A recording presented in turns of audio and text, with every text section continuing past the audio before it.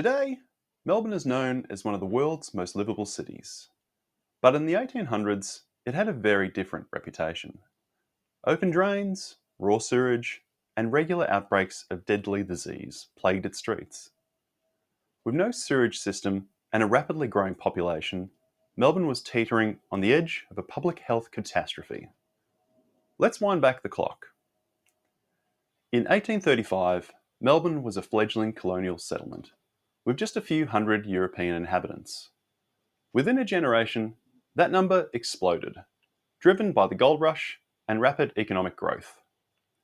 By the late 1800s, Melbourne was home to over 500,000 people, making it the largest city in Australia and one of the fastest growing cities in the British Empire. But this growth came with an enormous problem: waste. There was no underground sewage system.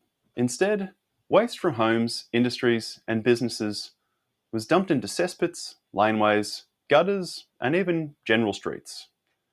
Much of it eventually flowed, untreated, into the Birrarung, known to many nowadays as the Yarra River, which also happened to be the city's primary water source. The results were predictable and devastating.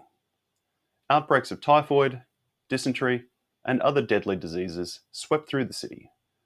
Fears of cholera joined the grim reality of waterborne illnesses. Entire families fell ill. Mortality rates soared. By the 1880s, Melbourne had amongst the highest death rates of any major city in the developed world, and the situation was only getting worse.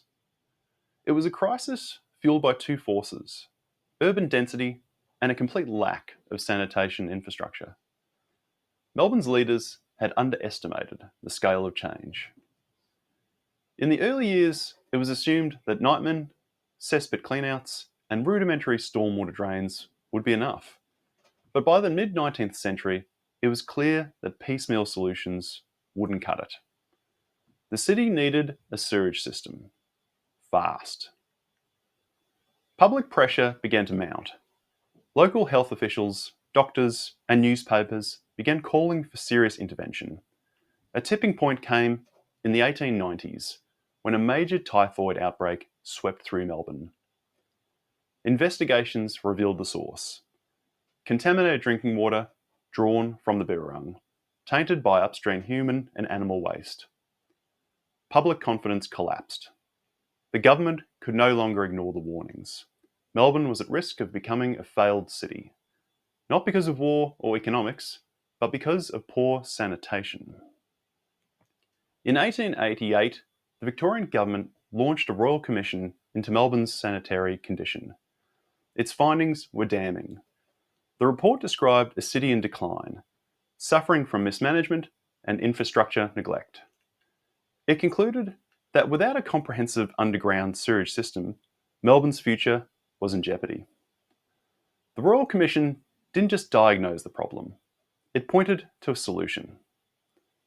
Inspired by systems in London and Paris, the report recommended the establishment of a central authority with the engineering experience and legal powers to build and operate a large-scale sewage network. That led to the creation of the Melbourne and Metropolitan Board of Works, the MMBW, in 1891. The board was granted sweeping powers. It could acquire land, dig beneath roads, and levy charges to fund its work.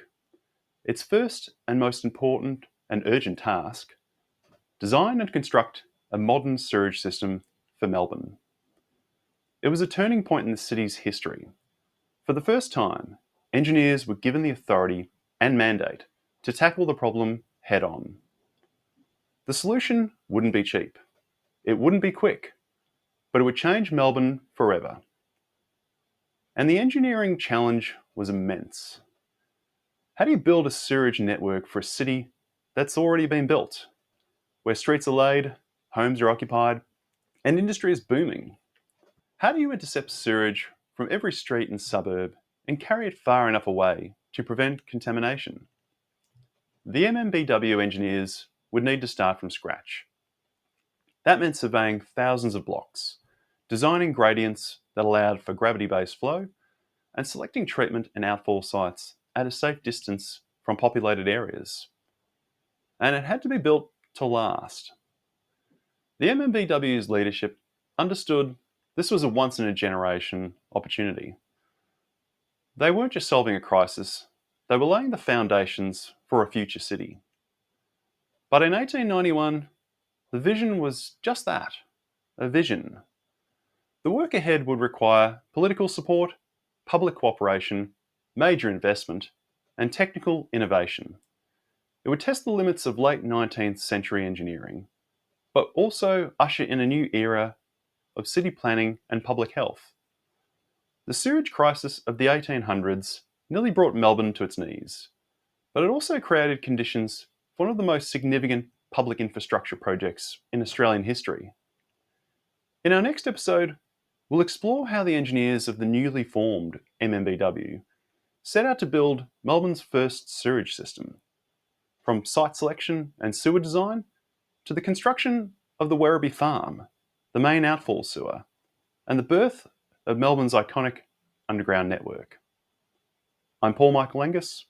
Thanks again for joining me.